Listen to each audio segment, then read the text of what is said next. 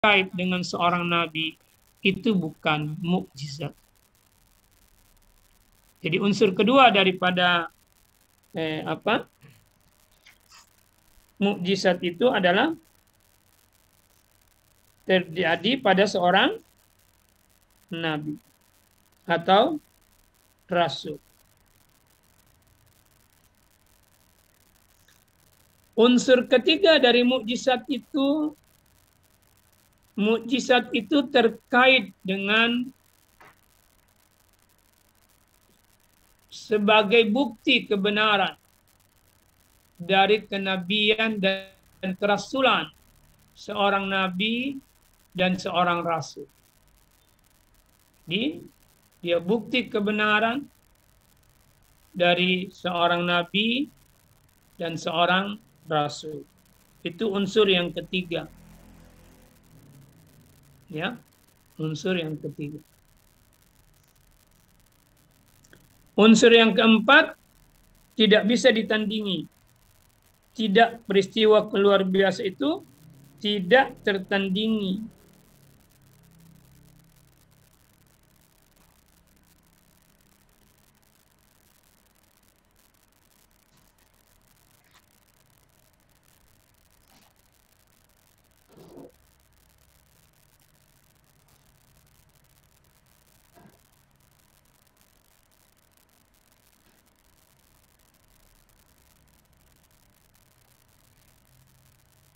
Jadi dia tidak tertandingi. Unsur yang keempat, dia berlaku dalam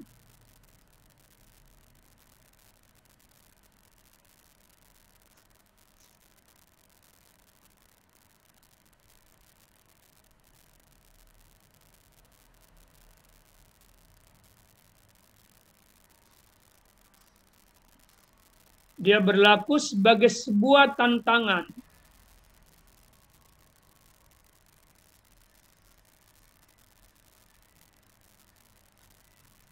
terhadap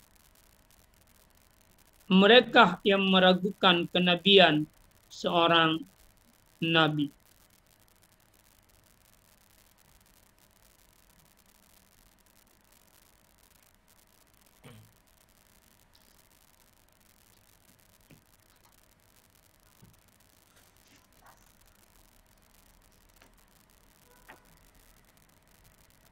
Itu kira-kira pengertian mukjizat dan unsur-unsur mukjizat.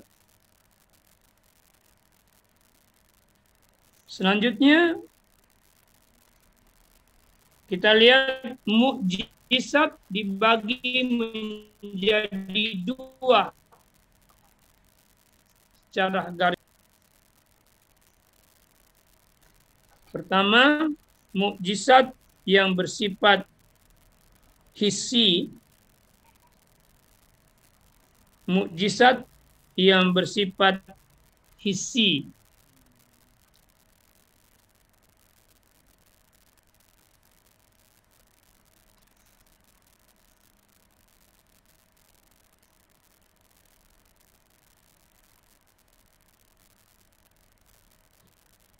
Yang dimaksud mukjizat hissi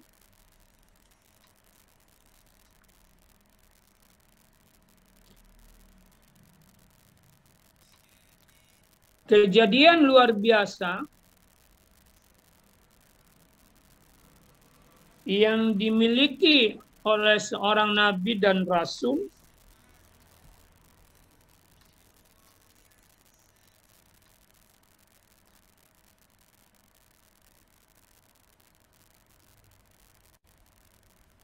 yang dapat dilihat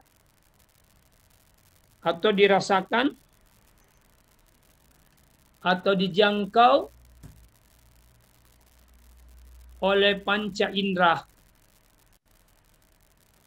Itu namanya hissi, mukjizat hissi. Contohnya tadi itu ya, Nabi Ibrahim dibakar tapi tidak terbakar.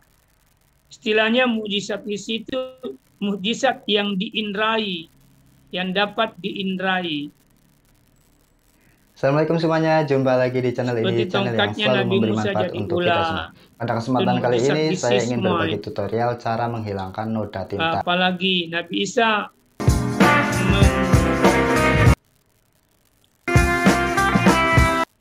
menghidupkan orang mati dengan izin Allah, itu juga mukjizat fisik. Seperti Nabi Muhammad, dari jari-jarinya bisa keluar air. Itu juga mukjizat fisik. Seperti juga Nabi Muhammad selalu diikuti oleh awan kemanapun dia pergi, sehingga tidak terasa panasnya matahari. Itu mukjizat fisik semua itu. يجب أن أعيدها لرودي فورا. Yang kedua disebut mukjizat akli atau mukjizat maknawi.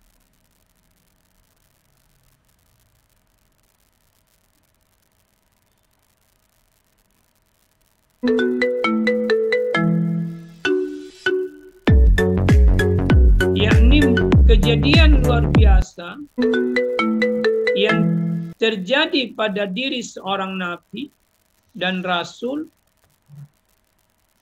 yang hanya bisa dijangkau oleh kemampuan akal manusia.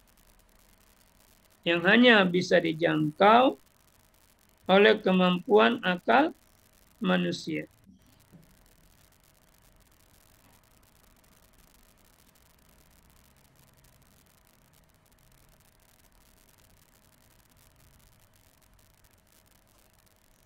Contoh mukjizat ini adalah Al-Quran. Jadi Al-Quran itu masuk dalam kategori mukjizat akli. Apa maksudnya?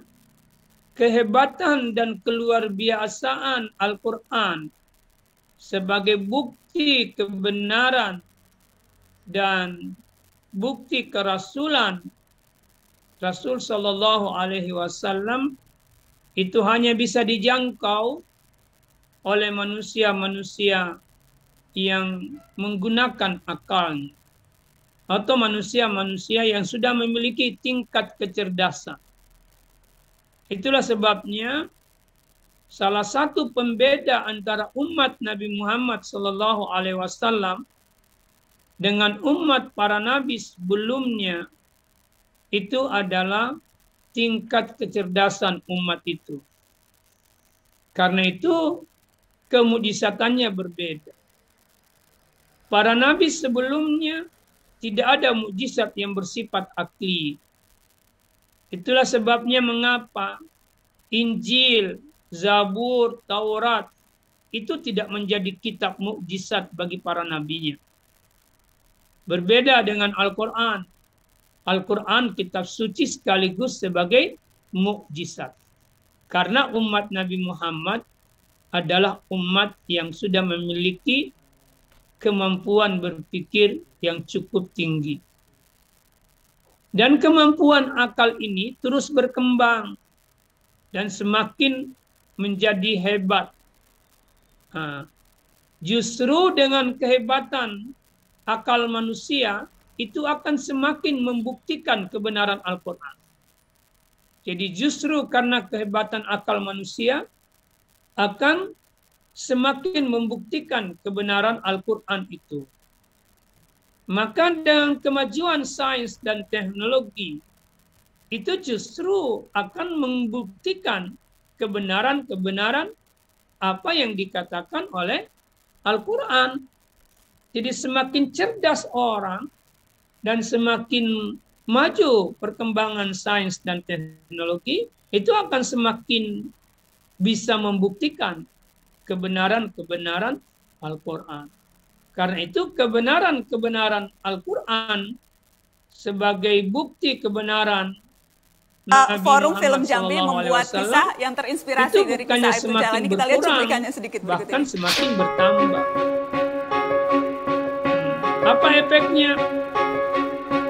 Efeknya adalah banyak orang-orang yang dahulunya itu kemudian menjadi beriman kepada Allah itu karena kecerdasan intelektual yang dia miliki.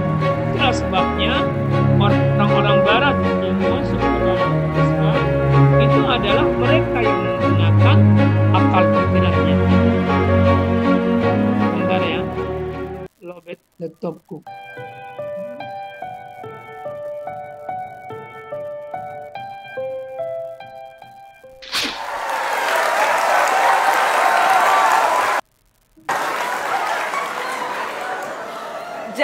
Jadi diambekin berapa hari waktu itu sama istri Pak Jalani?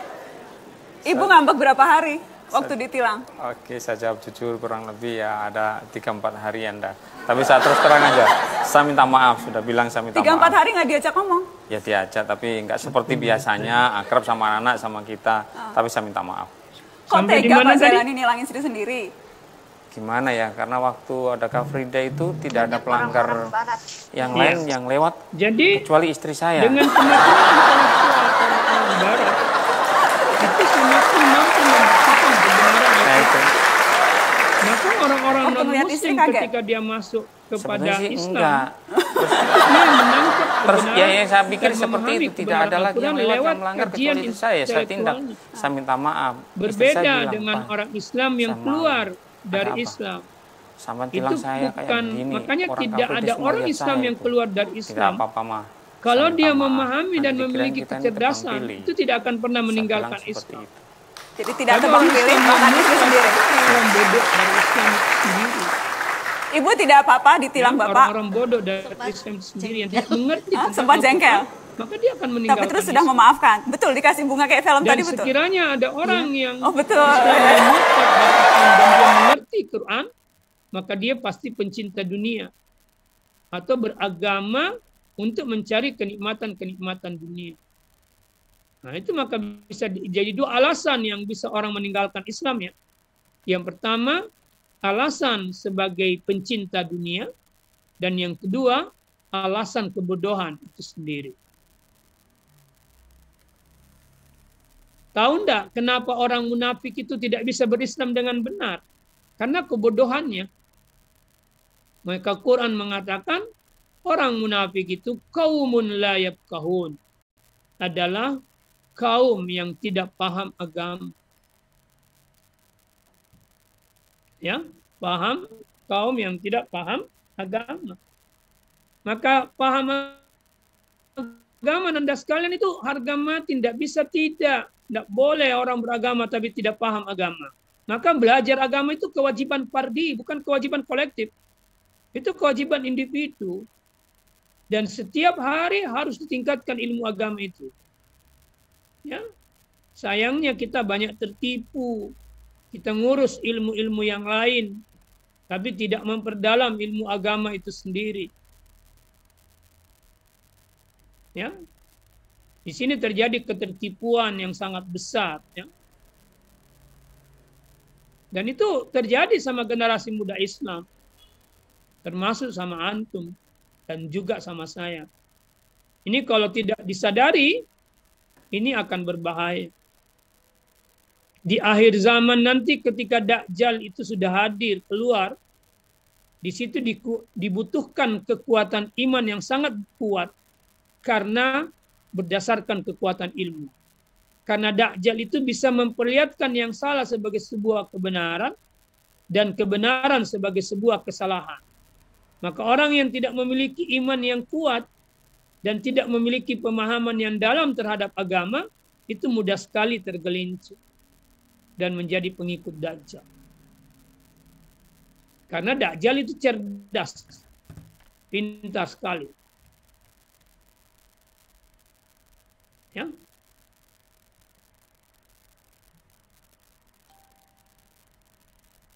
Karena itu menurut saya salah satu doa itu berlindung dari Dajjal.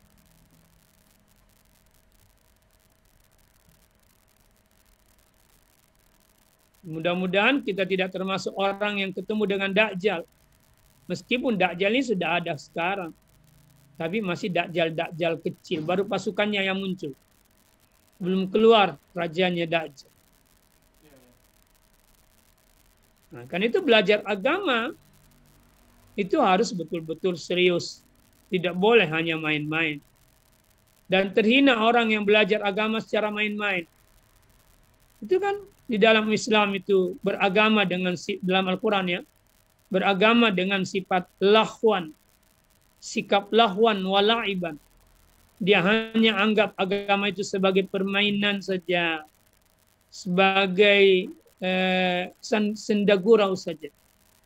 Jadi beragama itu harus serius. Ini yang jarang disadari oleh orang sekarang. Beragama serius saja belum tentu bagus agamanya. Apalagi hanya beragama asal-asalan. Ini sering sekali saya tekankan ya, karena saya paham betul ya. Bagaimana kita itu dan generasi sekarang itu termasuk mungkin anak saya dan sebagainya. Itu beragama tidak secara serius. Alhamdulillah. Ya. Saya kadang-kadang berpikir orang selalu mandang enteng ilmu agama. Saya pernah ditanya sama orang, Bapak kan ngajar agama di UNAS, hanya mengajarkan sholat, puasa, itu kan sudah didapat. Saya bilang dalam hati saya, kalau Anda mengerti bagaimana salat yang sesungguhnya, Anda tidak akan pernah berkata seperti itu. Salat itu bukan hanya naik turun, ruku, sujud, berdiri. Bukan.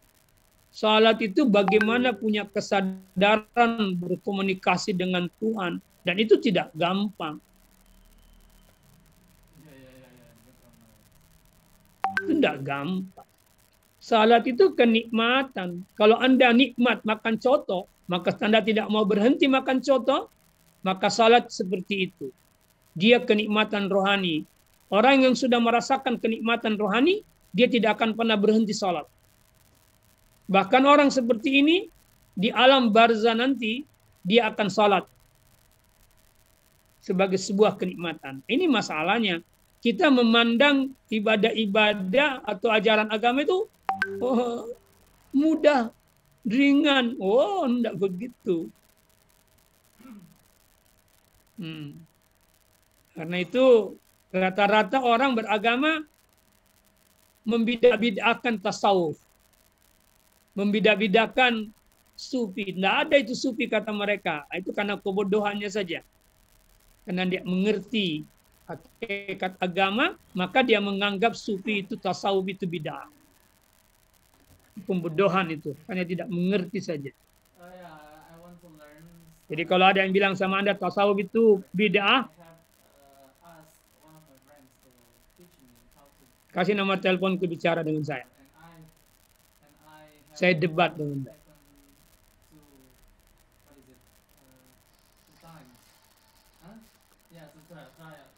Saya kembali ya. Jadi Quran itu semakin cerdas orang, semakin dia berquran. Semakin tunduk kepada Quran. Semakin akan berkata ya. Jadi kalau Anda berinteraksi dengan Quran dengan kalbu, dengan hati Anda, dengan menggunakan pikiran Anda, akan pasti Anda akan berkata di akhirnya, iya ya, Quran ini benar-benar. Quran ini benar. Quran ini benar. Itu yang Anda harus katakan itu. Jadi kalau Anda masih tidak pernah berkata bahwa Quran itu benar, ketika Anda berinteraksi dengannya, baik membacanya, mendengarkannya, atau mentadabburinya, itu pertanda Anda hanya bergaul dengan Al-Quran pakai mata zahir, lisan zahir, pendengaran zahir. Tapi belum bergaul dengan Al-Quran dengan mata batin dan mata pendengaran batin dan lisan batin. Karena Anda belum menemukan kekaguman Anda kepada Al-Quran. Itu masih buta namanya itu. Ya. Jadi kalau Quran itu belum menggetarkan kita punya kalbu, maka itu belum. Meskipun Anda 1 hari 5 juz, belum sama sekali.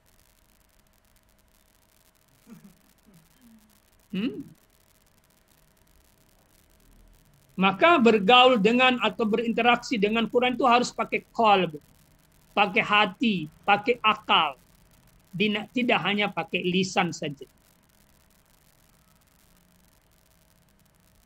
Makanya di dalam Quran surah Al-Qaf ayat 37 itu disebut inna fi dzalika ladzikra liman kana lahu qalb. Bahwa peringatan Quran itu hanya diperuntukkan kepada mereka yang punya hati. Artinya yang tidak punya hati, kalau dia tidak berinteraksi dengan Al-Quran pakai hati, sulit untuk bisa dia menemukan kebenaran Al-Quran yang merupakan mukjizat. Sulit sekali. Ya, jangan menganggap bergaul dengan Quran itu hanya membaca. Buru baca Quran 1 hari 1 juz, one day one juz. Usah, enggak akan. Kalau hanya itu saja, enggak akan bersentuhan dengan Quran secara benar. Tidak akan menemukan kehebatan Al-Quran yang bisa menundukkan akal dan pikiran kita. Tidak akan. Jadi akal ini kalau dia sudah bersentuhan dengan Quran, dia harus tunduk kepada kebenaran Quran. Itu baru berhasil. Kalau akal belum tunduk kepada kebenaran Al-Quran, itu belum berhasil berinteraksi dengan Al-Quran. Belum berhasil. Ya.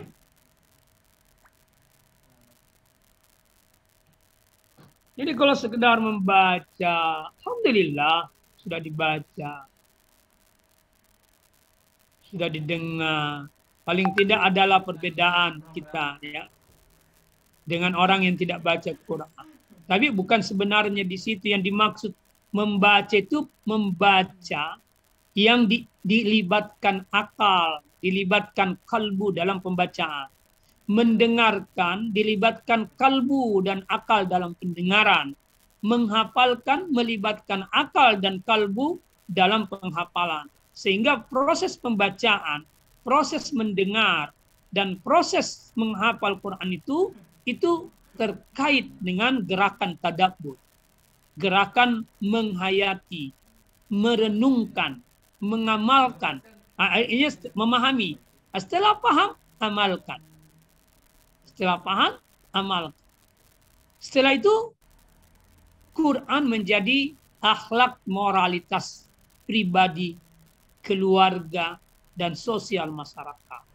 Itu baru benar-benar berinteraksi dengan Al-Quran. Saya mau tanya.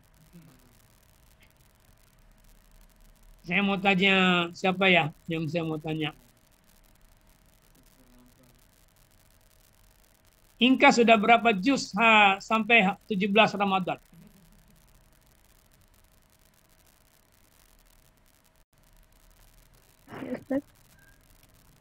Atau tak usah sebut juznya. Sudah banyak enggak bacanya? Baru 2. Hah? Atau tiap hari ini saja? Tiap hari baca Quran kan? Iya, Ustaz. Oke, alhamdulillah. Sekarang pertanyaan saya gini. Mungkin ada yang sudah tamat berapa kali dan sebagainya. Alhamdulillah itu baik. Tapi pertanyaan saya, dari bacaan itu, berapa kali kalbumu tergetar? Berapa kali pikiranmu tertunduk pada apa yang kamu baca? Berapa kali kamu berhenti pada kalimat tertentu dari bacaan Quran itu, lalu kamu merenungkannya? Itu pertanyaannya.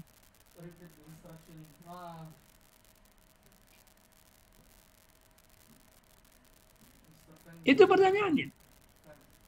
Kalau jawaban pertanyaan-pertanyaan saya itu negasi atau negatif, maka itu perlu diperbaiki ulang pembacaan itu. Ya, perlu.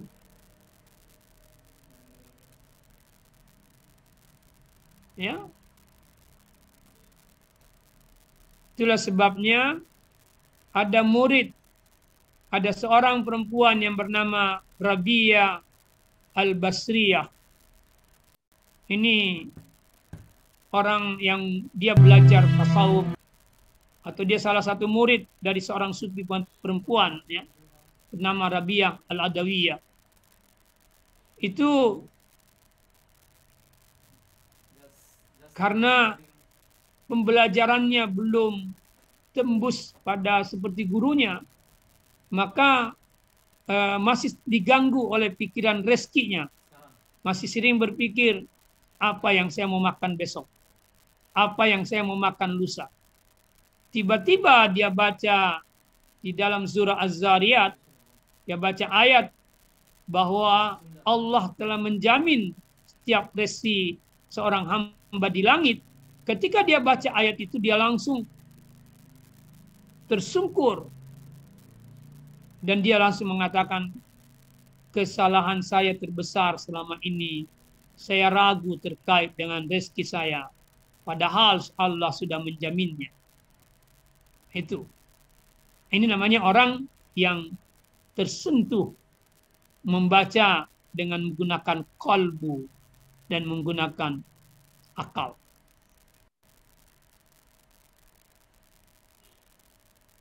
Ya, dan banyak yang bisa menyentuh kalbu kita kalau benar-benar kita membaca Quran dengan kalbu. Artinya apa? Kemujizatan Quran itu hanya Anda bisa temukan ketika Anda menggunakan akal kalbu ketika berinteraksi dengan Al-Quran. Ya. Jadi kalau saya sih ingin mengajak Anda untuk merubah metode interaksi dengan Quran. Tidak lagi one day one juz dalam arti sekedar menyelesaikan satu hari satu juz. Kalau perlu bagi saya cukuplah satu hari itu 10 ayat, tapi Anda bisa mengerti apa yang Anda baca. Paling tidak Anda bisa mengerti maknanya atau terjemahannya. 10 hari, 10 ayat saja satu hari. Kalau perlu Anda buka tafsirnya Ibnu Katsir apa yang dimaksud ini. Setelah paham, niatkan, minta tolong sama Allah untuk diamalkan. Dibanding satu hari satu juz, tapi tidak ada yang bisa dipahami.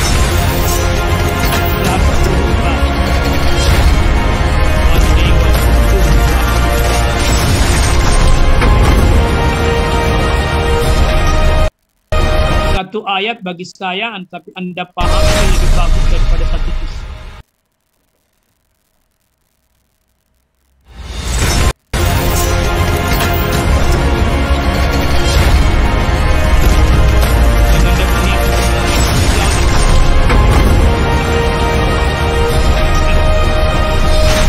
Jadi jangan cari kuantitasnya, tapi carilah kualitas.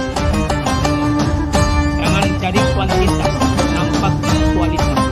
Lebih hebat lagi kalau kualitas dengan kuantitas menyatu. Seperti kan kita kan sering jadi motivasi itu ya, bahwa Imam Syafi'i dalam satu hari atau mungkin dalam satu Ramadan itu bisa tamat sampai 60 kali. Iya, Imam Syafi'i tamat khatam Quran 60 kali itu dia mengerti apa yang dia baca. Dia ahli bahasa kok.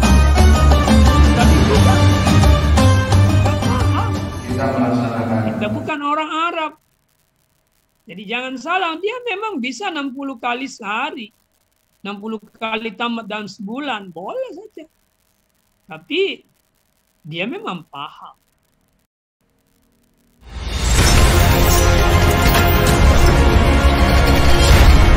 Paham itu penting. Tapi jauh lebih penting mentadabburinya. Saya mau tanya, ada tidak perintah dalam Al-Quran menghatam Al-Quran? Ada. Ada perintah dalam Al-Quran menghafal Al-Quran?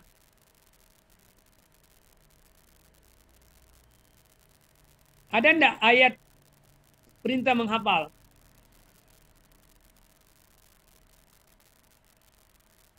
Kalau ada,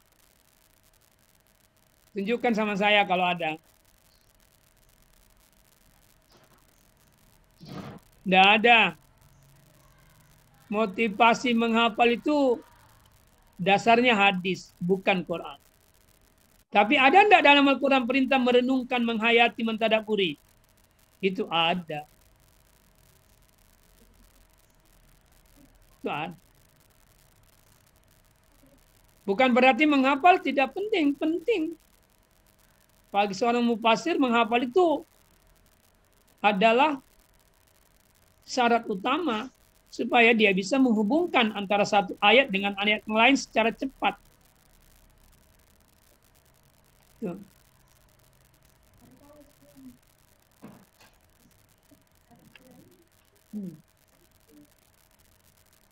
Ya? Ya. Baik, kita kembali ke mukjizat, ya. Jadi Quran itu mukjizat akli.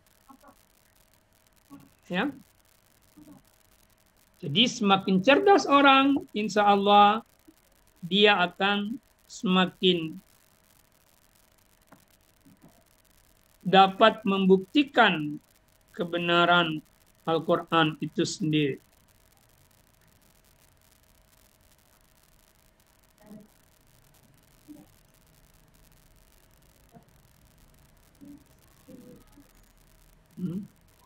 Ada kuliahnya setelah ini? Ada Ustaz, ada beberapa yang punya jadwal. Oke, jam berapa?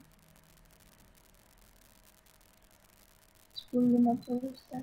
Sekarang jam berapa? Oh ya, sudah lewat ya. Baik, kita nanti minta tolong ya, diingatkan saya ini lupa selalu bahwa hari ini mengajar. Jadi kalau Anda tidak, saya menganggap Anda tidak serius nih. Kalau tidak ingatkan saya, jangan sampai Anda tidak punya manfaat, tidak dapat manfaat dari pembelajaran ini. Sampai tidak ada semacam kerinduan untuk belajar Al-Quran. Kajian Quran ini. Oh iya jadi, Ustaz, tolong, kapan sebelumnya Ustaz?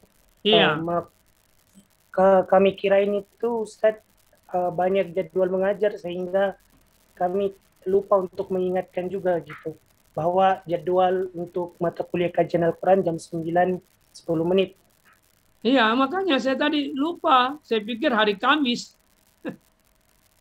Ternyata hari Selasa. Jadi saya diingatkan setiap hari Selasa ya, supaya tidak kehilangan waktu. Baik, nanti ketemu insya Allah pada segi-segi kemujizatan Al-Quran. Atau aspek-aspek kemujizatan Al-Quran. Kita akan bahas itu. Terima kasih. Assalamualaikum warahmatullahi wabarakatuh.